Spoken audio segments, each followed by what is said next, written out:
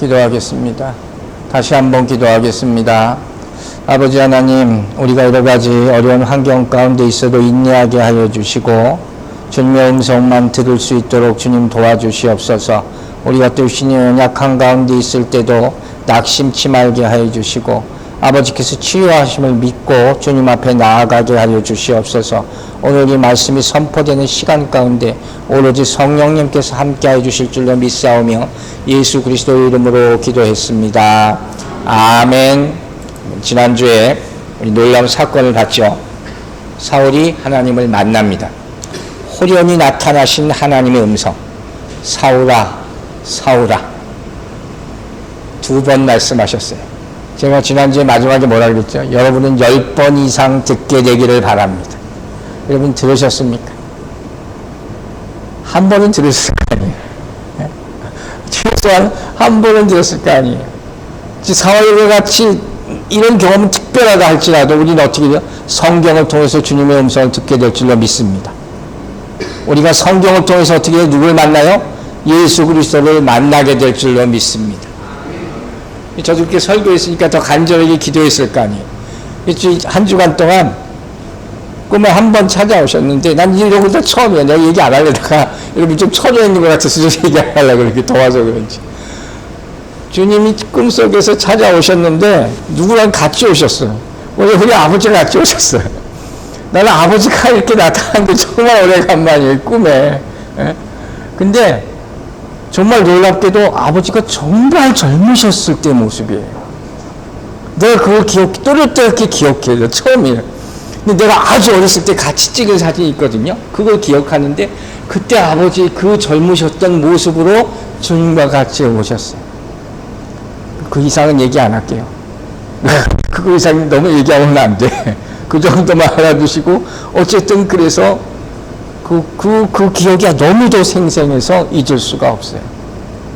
여러분도 하늘에 계신 주님을 꿈속이라도 꼭 만나게 되기를 주의 이름으로 축원합니다. 사울은 진짜 만났죠.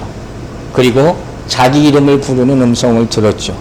이것만이 아니에요. 이름만 부른 게 아니라 계속해서 뭐라고 말씀하세요. 자, 다시 봅니다. 사도행전 9장 4절 보겠습니다. 땅에 엎드러져 들음에 소리가 있어 이르시되 사울아 사울아 어찌하여 네가 어찌하여 나를 박해하느냐 하시거늘. 사울의 이름을 부르고 나서 주님은 계속 말씀하시는데 그 내용이 엄청난 거예요. 내가 어찌하여 나를 박해하느냐 하는 거예요. 여러분 이게 무슨 의미인지 알겠어요? 이 무슨 의미로 얘기하는 걸까요? 이게 굉장히 어려운 사실 그런 지금 시츄에이션이거든요. 이렇게 생각해 보세요. 항상 제가 자주 하잖아요. 내가 지금 사울이라면 나는 어떻게 했을까? 여러분이 사울과 같이 어디로 가고 있는데 다메섹이나 어디 가고 있는데 주님으로부터 내가 왜 나를 박해하냐 이런 음성을 들으면 어떻게 했을 것 같아요? 가장 먼저 저는 이런 기분이 들어요. 내 간이 콩알만해졌다. 그런 표현 아시죠? 엄청나게 놀랐을 거예요. 이런 음성을 내가 들어본 적이 없잖아요. 그리고 동시에 사람이 이렇게 된다는 건 내가 뭔가 잘못한 게 있다는 거예요. 누구나 다 잘못한 게 있으니까. 자기 저지른 죄라는 게 있으니까. 그렇게 두려움에 휩싸일 수밖에 없다는 거예요. 근데 그런 동시에 순간적으로 또 이렇게 생각할 것 같아요. 잠깐만. 내가 도대체 누구를 박해했다는 거야? 내가 누굴 핍박했다고 얘기하는 거야? 그죠? 그리고 저 사람 도대체 누군가? 도대체 누가 이런 얘기를 나한테 하는 건가? 이런 생각이 바로 들 거란 말이에요. 어쨌든 이 말은 일반 사람은 논리적으로 해석하려도 해석할 수가 없는 불가능한 그런 얘기예요. 말도 안 되는 얘기 한다, 대낮에. 그죠? 심지어 믿는 우리다고 할지라도 이런 말을 누가 들어봤겠어요, 여러분? 이게 정말 특별한 체험이란 말이에요. 그래서 사실 오늘 이 구절 준비하는데 굉장히 시간이 오래 걸렸어요. 일반적인 때보다. 고민도 많이 하고 하나님 입장에서 다시 한번 생각해보고 또 제 입장에서도 생각해보고 제 체험도 다시 돌아보고 그러면서 이 상황이 도대체 어떻게 된 상황인가. 이 상황이 우리 인생에 정말 중요한 상황이란 말이에요. 그래서 먼저 이 말씀의 중요한 두 가지 의미를 얘기합니다. 사울아 사울아 어찌하여 네가 나를 박해하느냐. 이 말은 무슨 의미냐. 첫 번째로 이 말씀에 이런 의미가 담겨져 있어요. 나는 너를 그렇게 사랑했고 내가 너를 위해서 십자가에 못 박혀 죽었는데 너는 왜 내 사랑을 이렇게 외면하느냐. 아직도 그걸 모르느냐 하는 거예요. 여러분 다음 주에 제가 조금 얘기할 수 있겠지만 가시체라는 게 있어요. 사울이 이 순간 바로 확 한 게 아니에요, 여러분. 사울이 계속 찔러왔던 가시체라는 게 있었어요. 스데반의 죽음도 그 중에 하나였죠. 하나님을 알게 하는 것. 우리가 어느 하루에 갑자기 뒤집어지는 것 같지만 그렇지 않다는 거예요. 벌써 어느 순간부터 어느 세월부터 계속 하나님은 나를 주시하고 있었고 나를 찌르고 있었다 하는 것이죠. 그걸 우리는 알아야 돼요. 그리고 이 말씀을 들으면서 우리는 어떻게 해요? 사울과 같지는 않더라도 십자가를 보면서 항상 이런 생각을 해야 돼요. 아, 주님이 나를 사랑하셔. 그럴 때 나는 그것을 은혜로 발견하게 되고 그 안에서 아무 말도 못하게 될 줄로 믿습니다. 주님을 만난 사람의 공통적인 특징이 뭐라 그랬어요? 아무 소리 못한다는 거예요. 바로 그거예요. 두 번째, 어찌하여 나를 핍박하느냐. 이 말은 무슨 소리냐. 여러분 이 본문을 그대로 가만히 보세요. 말씀 안에 답이 있다고 그랬어요. 자, 사울아 사울아 내가 어찌하여 누구를 핍박하느냐고요? 나를 핍박하느냐. 나가 누굴까요? 예수죠. 근데 이 말을 보면 좀 이상해요. 뭐가 이상하냐. 주님은 이 성령이 말하는 음성에는 왜 너는 내 교회를 핍박하느냐 하지 않으셨어요. 왜 내 제자들을 괴롭히느냐 이렇게 말씀하지도 않으셨어요. 이게 무슨 소리냐. 이제까지 우리 사도행전을 통해서 본 말씀 가운데는 이런 표현이 한 번도 안 나와요. 자, 먼저 보세요. 사도행전 8장 3절에서 우리가 봤죠. 교회를 잔멸할세 그랬어요. 교회를 핍박하는 거예요. 각 집에 들어가서 남녀를 끌어다가 옥에 넘깁니다. 사울이 뭐 했어요? 교회를 핍박했어요. 또 앞에서 9장 1절에서 뭐라고 했는지 아세요? 이렇게 나왔어요. 제자들에 대해서 여전히 살기가 등등했다 그랬어요. 제자들을 핍박한 거예요. 교회를 핍박하고 제자들을 핍박했다 그랬지 예수님을 직접 핍박한 적은 없어요. 예수님 만난 적도 없어요. 대놓고 욕했다는 말도 성경에 안 나와요. 지금 성령이 하신 말씀 보면 뭐라고요? 내가 어찌하여 나를 핍박하느냐 하잖아요.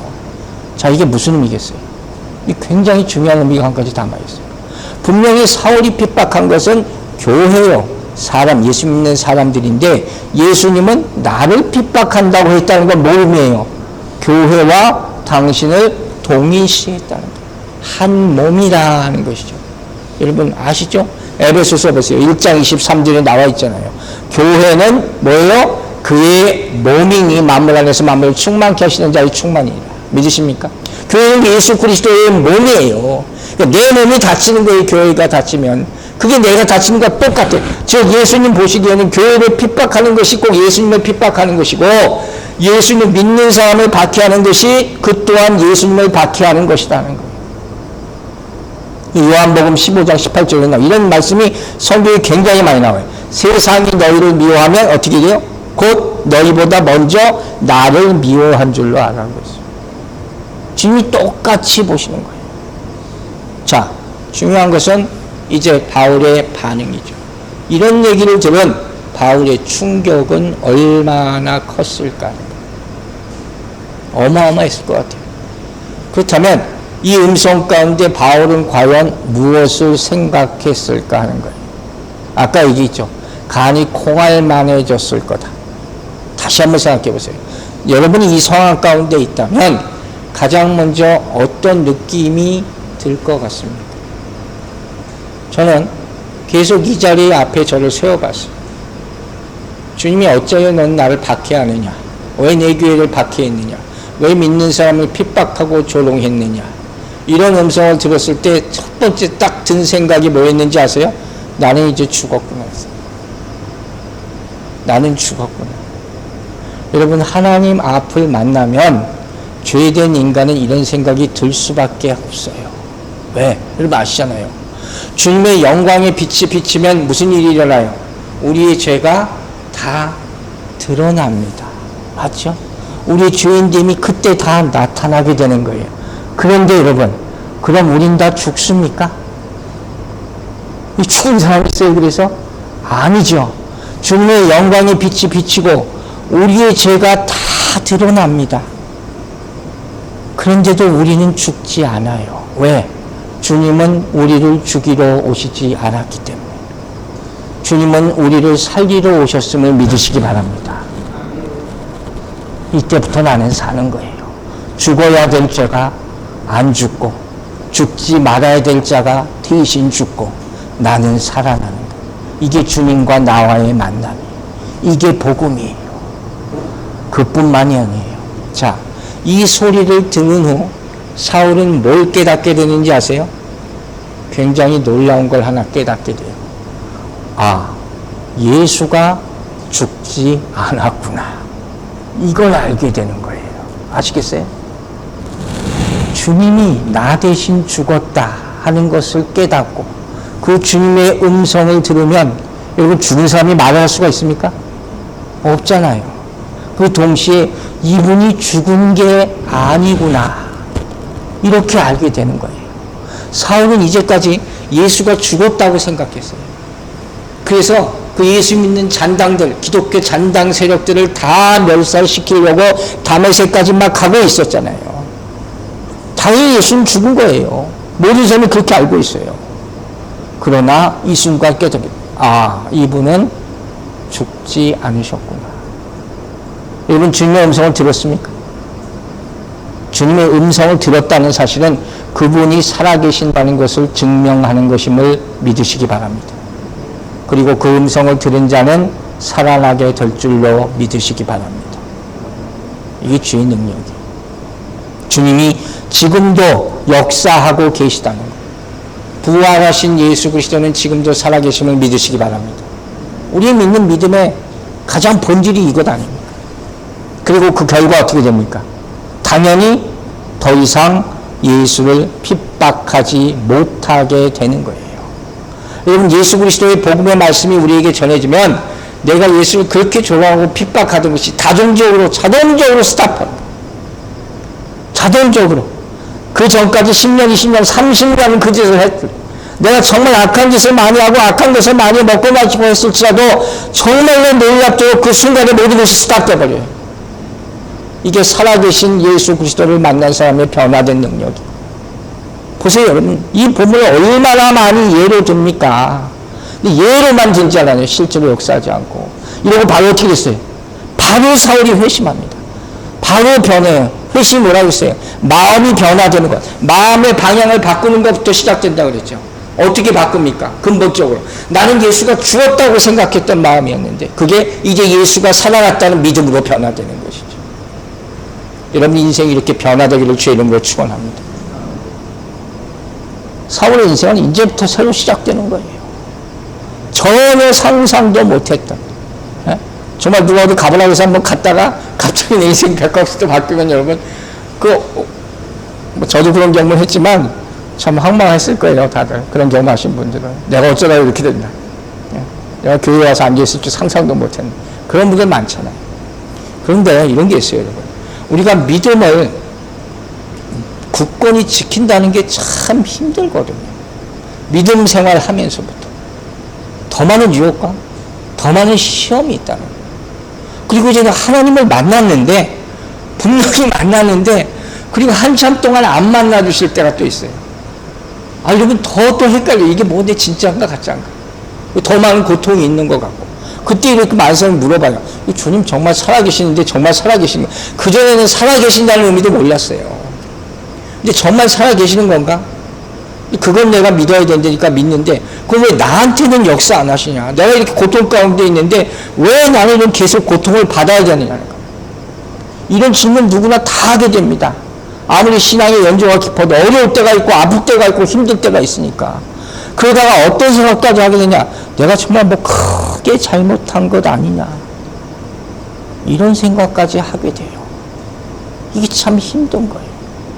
그때 여러분 회복할 수 있는 방법은 단 하나밖에 없어요. 어떤 것으로 안 돼요? 그게 뭐예요? 바로 약속의 말씀을 여러분이 믿고 그 믿음 위에 굳건히 서는 것밖에 없음을 잊지 마시기 바랍니다. 자, 그래서 아주 좋은 말씀을 하나 여러분한테 드리려고 그래요. 고린도후서 1장 9절과 10절. 오늘 제가 이걸 암송 구절 하려다가 시편으로 바꿨는데 9절과 10절 말씀 보겠습니다. 우리는 우리 자신이 사형 선고를 받은 줄 알았으니, 그 정도로 힘들었다는 거예요. 이는 우리로 자기를 의지하지 말고 오직 죽은 자를 다시 살리시는 하나님만 의지하게 하심이라. 믿습니까? 우리가 어려움에 빠져 있을 때 그 이유는 뭐냐? 하나님이 외면하시는 것이 아니라 오직 나만 바라봐라 하는 그 뜻이 있다는 거예요. 그리고 그 다음에 뭐라고 했어요? 10절 보세요. 그가 이같이 큰 사망에서 우리를 건지셨고 또 건지실 것이며 이후에도 건지시기를 그에게 바라노라. 믿으시면 아멘 하시기 바랍니다. 주님께서 여러분을 건져주셨고 지금 건져주시고 있고 앞으로도 건져주실 것을 믿으시기 바랍니다. 여러분, 저는 이 말씀만 기억해도 우리 장래에 있을 어떤 어려움이 닥쳐도 이겨내게 될 줄로 믿습니다. 자, 보세요. 빛으로 오신 주님은 이제 또한 말씀으로 오셨죠. 성경이 뭐라고 합니까? 예수 그리스도는 빛이요 말씀이다. 요한복음 1장에 나와 있죠. 1절과 4절 봅니다. 태초에 말씀이 계시니라. 이 말씀이 하나님과 함께 계셨으니 이 말씀은 곧 하나님이시니라. 그 안에 생명이 있었으니 이 생명은 사람들의 빛이라. 얼마나 귀한 말씀입니까? 사울은 이 목소리의 주인공이 누구인지 이제까지 몰랐단 말이에요. 그런데 주님의 빛이 비치고 말씀으로 계시해 주니까 그때야 이제 조금씩 깨닫기 시작하는 거예요. 이 두 가지가 다 있어야 되는 거예요. 그냥 예수를 만날 수가 없다는 거예요. 자, 그럼 현실적인 질문을 하나 합니다. 지금 주님의 빛은 어디에 비춥니까? 여러분, 지금 예수님 하늘나라 가 계시잖아요. 주님의 영광의 빛이 어디 가장 잘 비쳐 있을까요? 나에게? 아니면 이 교회? 아니면 다른 교회? 여러분 바로 앞에 있어요. 어디에? 말씀에. 말씀에 비치는 거예요. 다른 곳을 찾지 말고 말씀을 보세요. 여러분이 눈을 떠서 주의 말씀을 보는 순간 주님의 영광의 빛이 조명해 주실 줄로 믿습니다. 그리고 그 안에서 살아 역사하시는 예수 그리스도의 음성을 듣게 될 줄로 저는 믿습니다. 그리고 그 음성이 들리기 시작했을 때 세상의 고통으로부터 나는 스탑, 그리고 주님이 주시는 자유함을 체험하게 될 줄로 믿습니다. 이게 예수를 만난 그런 체험인 거예요. 자, 이제 주님과 사울의 대화가 시작이 됩니다. 9장 5절 보겠습니다. 대답하되 주여 누구시니까? 이르시되 나는 내가 박해하는 예수라.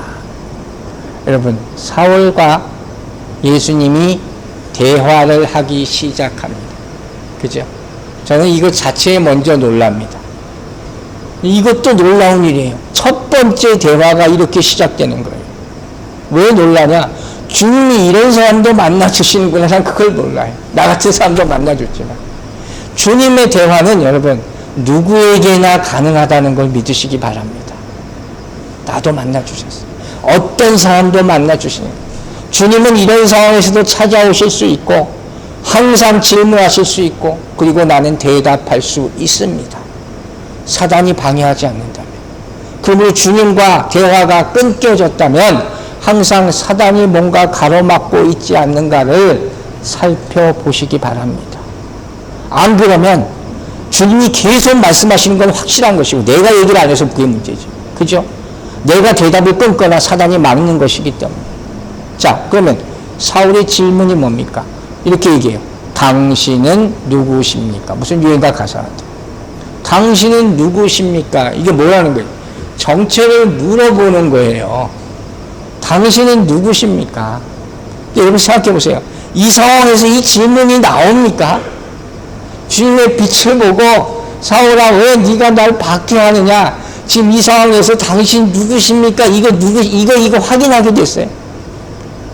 아무리 봐도 이 사람 보통 사람이 아니에요. 이런 엄청 담대하고 대단한 사람, 캐릭터 자체가 그런 것 같아요. 굉장히 스트롱한 사람이에요. 이 모습을 보면서 제가 어떤 사람이 딱 떠올랐어요. 마틴 루터를 아시죠? 종교개혁을 한 마틴 루터. 이 마틴 루터가 회심한 그런 스토리가 있어요. 오래전부터 전해지는 회심한 스토리가 있는데 굉장히 재미있는 스토리예요. 이 사람이 원래 법과대학을 다니고 있었어요. 그러다가 여름방학이 돼서 자기 고향에 있는 시골로 내려가고 있어요.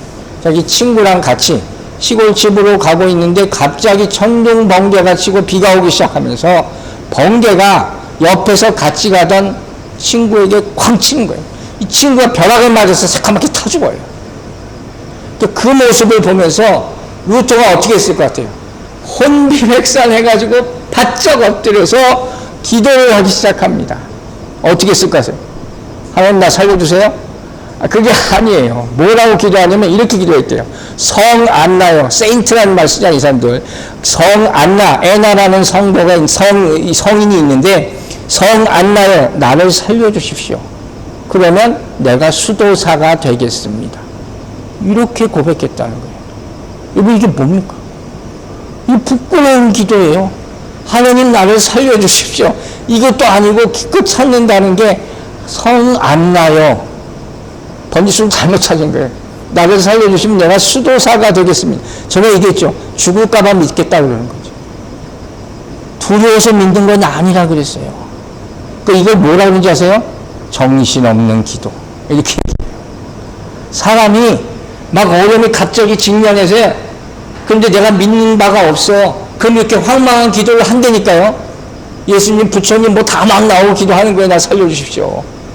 이렇게 기도한 거예요. 이 사람이, 루터가. 근데 이게 비해서 지금 사울을 보세요. 이 사람 얼마나 담당합니까? 이 와중에 당신 누구요? 묻는 거예요. 도대체 이해가 안 가는 거예요. 제가 생각하기에는. 바울 이 사람 보통 사람이 아니구나. 근데 우리도 이런 질문을 누구에게 할 때가 있습니다. 이런 거죠. 누군가를 만났을 때, 처음 만났을 때 신분 확인을 하기 위해서 물어보는 경우가 있어요. 당신 뭐 하는 사람이에요? 당신 누구요? 근데 쉽게 이게 물어보지 않아요. 이렇게 물어보는 사람은 보통 누군지 아십니까? 자기가 굉장히 당당한 사람이에요. 자기 자신에 대해서. 직업이나 뭐나 프라이드가 있고 자존심도 세고 이런 확신이 있는, 신앙이 있는 이런 사람이 당신 뭐 하는 사람이에요? 이렇게 물어볼 수 있는 거예요. 그죠? 그런데 사울은 가만히 보니까 그렇게 물어보지 않았어요. 자, 본문을 잘 보세요. 뭐라고 물어봅니까? 주여 누구시니까? 주여 누구시니까? 주여라는 단어는 헬라어로 큐리오스라는 거예요. 선생님 혹은 주님, 로드라는 말이에요. 특별한 용어예요. 그러니까 사울은 지금 이러는 거예요. 아직 이 음성의 주인공이 누군지는 잘 몰라요. 그죠? 굉장히 혼란 가운데 빠져 있어요. 왜 그럴까요? 한 번도 들어보지 못한 음성이었기 때문에. 지난주에 얘기했죠. 여러분에게 한 번도 들어보지 못한 음성이 들리게 되기를 바랍니다. 그 음성을 거부하지 않게 되고 꽉 붙잡게 되기를 주의 이름으로 축원합니다. 그런데 보세요. 자, 이제부터 여러분이 체험이 있다면 체험을 한번 생각해 보세요. 이렇게 사울이 말한 것을 보면 주여 했다는 것은 뭐예요? 나도 모르게 나온 거예요. 이게 뭐예요? 내가 거부할 수 없는 뭔가 강렬한 절대자의 존재와 힘을 느끼는 거예요. 이거 어떻게 표현할 수가 없어요. 지금 이건 뭐예요? 누구십니까? 입으로는 물어보지만 그 동시에 내가 그분이 누구인지 알아요? 몰라요? 아는 거예요. 여러분이 체험할 때 어땠어요? 내가 그분을 100% 다 알 수는 없어요. 그러나 누군지 알아요. 이해가 되십니까? 사울은 지금 그런 상황인 거예요. 여러분이 주님을 만났는데 이거 진짜인지 가짜인지 모르겠어. 내가 주님을 알기 위한 리스트가 있는지 여기 적합한가 봅시다. 그거 가지고 다니면서 주님인가 아닌가 검사합니까? 아니죠. 유대인들은 지금 이 짓을 한 거죠. 그게 아니죠. 주님을 만나면 어때요? 아, 주님이시구나. 그냥 인식하는 거예요. 그냥 알아보는 거예요. 그러니까 지금 이게 음성이 중요한 게 아니에요. 더 중요한 주제가 뭡니까? 만남이 주제라는 거예요. 주님과의 만남. 주님이 우리를 먼저 나를 만나러 오시는 것, 이걸 뭐라고 그랬어요? 은총적 만남이. 이건 은혜예요, 은혜. 우리 인생에 이런 마음이 꼭 필요하다는 거예요. 여러분, 이런 만남을 갖게 되기를 주의 이름으로 축원합니다. 어느 날 갑자기 이 주님이 나타날 수 있습니다. 그래서 내가 너를 사랑한다, 그 음성 듣게 되길 주의 이름으로 축원합니다. 자, 그리고 나서 말씀하십니다. 뭐라고요? 나는 네가 박해하는 예수. 이렇게 얘기해버려요. 사랑한다가 아니라. 앞에서 내가 어찌하여 나를 박해하느냐, 이러고 다시 한번 사자의 말씀을 강조하는 것 같아요. 여러분, 저는 먼저 이 사실에 감동합니다. 무엇이냐? 바울 같은 사람에게, 사울 같은 사람에게도 응답해 주시는 하나님. 여러분 잊지 마세요. 여러분의 기도가 반드시 응답받을 줄로 믿으시기 바랍니다. 이 짧은 순간에 우린 그걸 보는 거예요. 응답하시는 하나님. 어떤 상황 가운데서도 응답하시는 하나님. 특별히 우리는 어떤 상황 가운데서 내가 죄를 짓고 있을 때 이 주님의 음성을 듣게 되기를 주의 이름으로 축원합니다. 저는 이게 가장 중요한 때라고 생각해요. 내가 뭔가 주님께 잘못된 일을 행하고 있을 때, 그때 성우야 멈춰라, 임성 들어. 이게 주님이 나를 사랑하시는 증거, 이게 주님의 은혜의 때임을 믿습니다. 그래서 저는 사울이 부러운 거예요. 야, 이 사람 하나님이 정말 사랑하시는 사람이에요. 그죠? 바울이 어떻게 알아차렸을까? 조금 더 깊이 생각해 봤어요. 근데 오래간만에 주석집을 보다가 이런 표현을 하나 발견합니다. 자, 뭐라고 했어요? 나는 내가 박해하는 예수다. 이런 타입의 글이 성경에 좀 나와요. 이걸 헬라어로는 에고에이미, 나는 누구다, 나는 누구다. 이런 거 많이 들어보셨을 거예요. 예를 하나 드릴게요. 출애굽기를 한번 보세요. 출애굽기 3장 14절. 하나님이 모세에게 이르시되 나는 스스로 있는 자이니라. 또 이르시되 너는 이스라엘 자손에게 이같이 이르기를 스스로 있는 자가 나를 너희에게 보내셨다 하나. 하나님이 자기 자신을 나타내셨을 때 이런 표현을 쓰세요. 나는 이렇다. 지금 똑같이 말하는 거예요. 네. 그런 표현이에요. 사울은 구약의 정통한 사람. 이런 음성을 들으면서 저는 분명히 그랬을 거라고 믿어요. 이분이 누군가? 이런 말을 할 수 있는 사람은 아무도 없어요. 사울은 아마 그때 분명히 깨달았을 겁니다. 이분 하나님 아니신가? 여러분, 이게 분별이에요. 여러분이 성경을 계속 읽어야 하는 이유가 바로 여기 있는 거예요. 이게 미묘한 차이 같지만 성경을 읽는 사람은 이런 말씀을 듣고 이게 진짜 하나님의 음성인지를 캐치하는 거예요. 그러나 이런 성경 말씀들을 알지 못하는 사람은 아무리 내가 해도 이걸 하나님의 음성인지 못 알아듣는 거예요. 사울은 이 말씀을 듣고 하나님 아니신가? 이렇게 생각하게 되는 거예요. 자, 그러면 보세요. 그 결과가 어떻게 되는 거예요? 하나님이신가 하는 순간 뭘 생각하게 됩니까? 지금 이 사람 사울은 이제까지 누구하고 싸운 거예요? 하나님하고 싸운 거예요. 이거 그리스도인하고 싸운 게 아니에요. 이걸 뭐라는 거예요? 하나님과 싸운 거예요. 그걸 깨달았다는 거예요. 세상 사람들이 종교 전쟁이다, 그리스도교라, 유대교라, 이거 다 쓸모없는 소리예요. 싸운다는 것 자체는 하나님과 싸우는 거예요. 우리가 지은 죄는 다 하나님께 지은 죄는 거예요. 이걸 깨달아야지 다른 죄를 아무리 회개한다고 그랬지 아무 의미가 없다는 거예요. 사울은 이걸 깨달은 거예요. 내가 이제까지 헛짓했구나.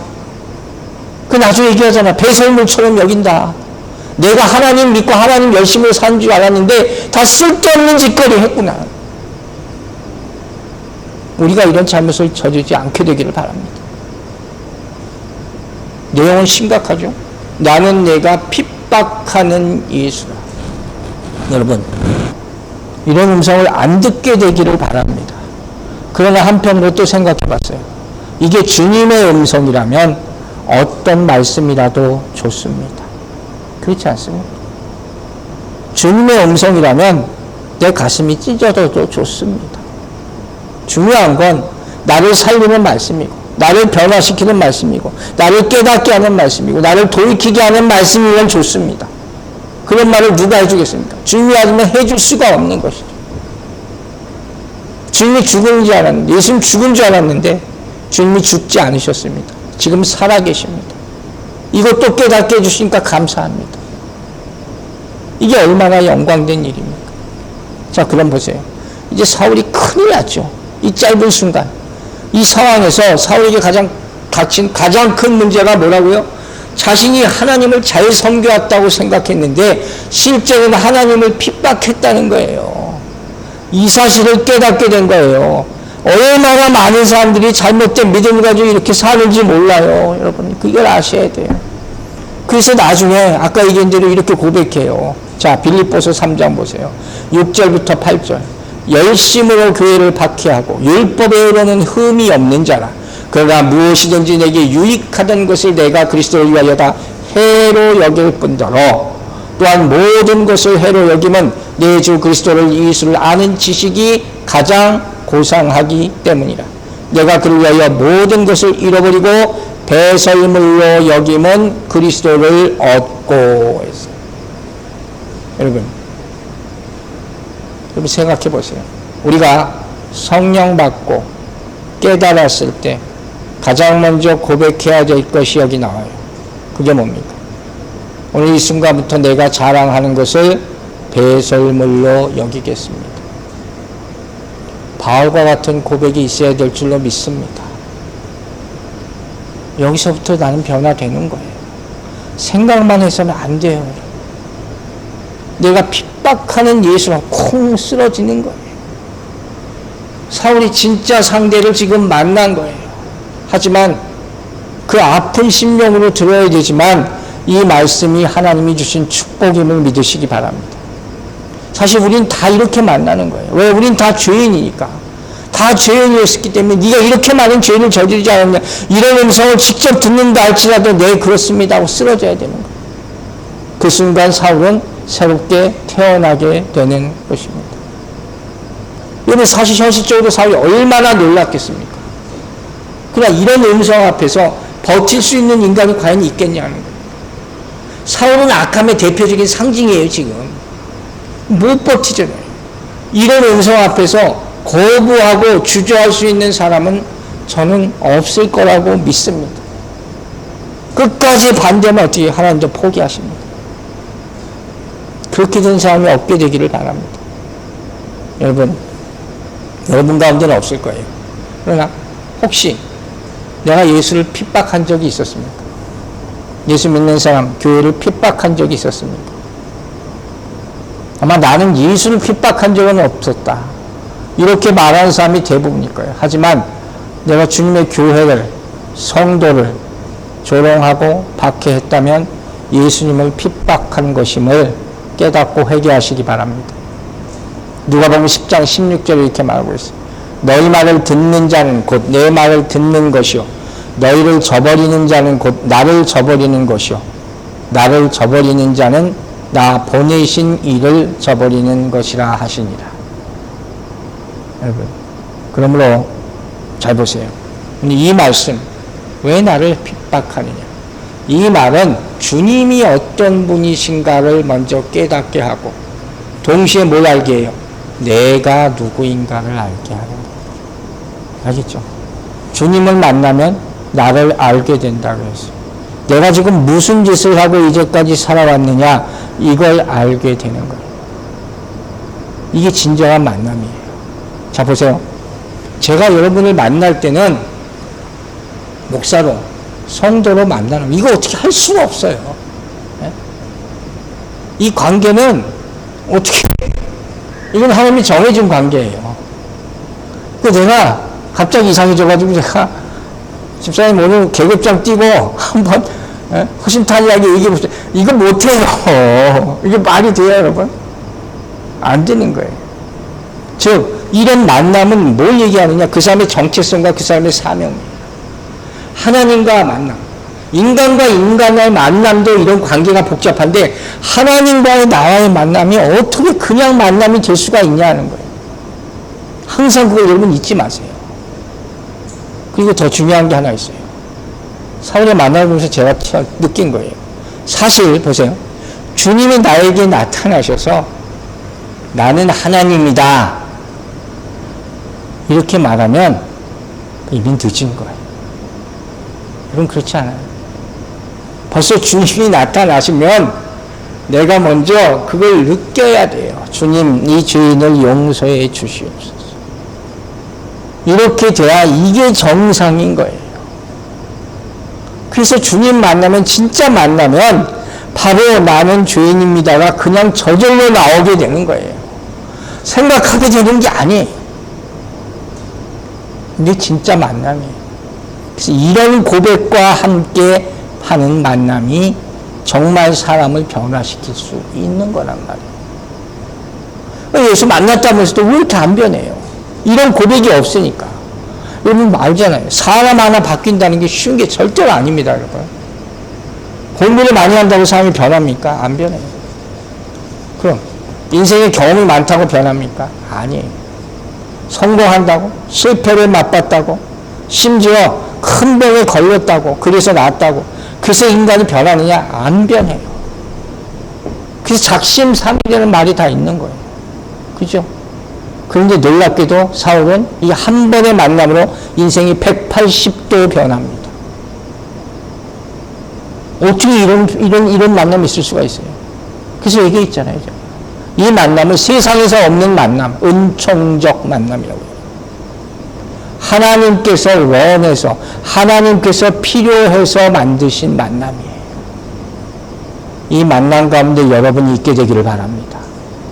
하나님의 택해서. 그렇죠? 우리 가는 길이 참 알 수가 없죠. 이제까지 살아오면서 내가 어떻게 여기까지 왔나? 내가 이렇게 꿈꾸나? 내가 무슨 일을 하려고 하나? 내가 생각해보고 살지 않았어요. 그런 게 너무 많아요. 저는 여러분의 그런 일이 더 많이 나타나기를 주의 이름으로 축원합니다. 그러나 어떻게? 하나님이 함께 하시는 거예요. 이제까지 나 혼자 했다면 이제부터는 정말 하나님께 하시는 일이 더 많아지기를 주의 이름으로 축원합니다. 자, 그런데 보세요. 이 인간 사울의 입장에서 볼 때는 지금 이 순간이 뭐 인생의 가장 큰 위기예요. 지금 좋은 말만 열심히 했지만 사울로 볼 때 지금 큰일이 난 거예요. 그죠? 그러나 여러분 이걸 알아야 돼요. 하나님은 당신의 백성이 이런 어려움을 당하는 곳에 항상 함께 하심을 믿으시기 바랍니다. 자, 보세요. 이사야서 63장 9절 말씀. 그대의 모든 환난에 동참하사 자기 앞에 사자로 하여금 그들을 구원하시며 그의 사랑과 그의 자비로 그들을 구원하시고 옛적 모든 날에 그들을 드시며 안으셨으나 환난 날에 함께 하시는 하나님 잊지 마시기 바랍니다. 그렇다면 여러분, 주님이 그 환난에 함께 하시는 이유가 뭔지 아세요? 우리에게 때로는 환난도 주시고 고난도 주시고 시험도 주시고 왜 그럴까? 그리고 왜 그때 외면하는 것 같지만 외면하지 않으신다고 분명히 약속하셨잖아요. 왜 그 자리에 또 함께 하시느냐? 뭐 하려고? 히브리서 10장 9절에 이런 말씀이 있어요. 자, 그 후에 말씀하시기를 보시옵소서 내가 하나님의 뜻을 행하려 왔나인다 하셨으니 그 다음에 뭐라 했어요?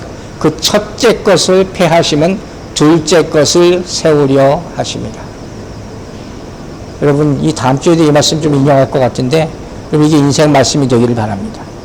하나님께서 내 이전 것을 무너뜨릴 때가 있어요. 거둬가실 때가 있어요. 그 이유가 뭐예요? 더 나은 것을 세우기 하기 위함인 줄로 믿으시기 바랍니다.